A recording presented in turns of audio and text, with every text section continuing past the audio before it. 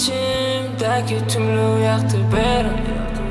Düşlemin korkunç yazılan kitap yalı. 12. katta dün elini verin. Dünkü geçen günüme yap yattım hayalim.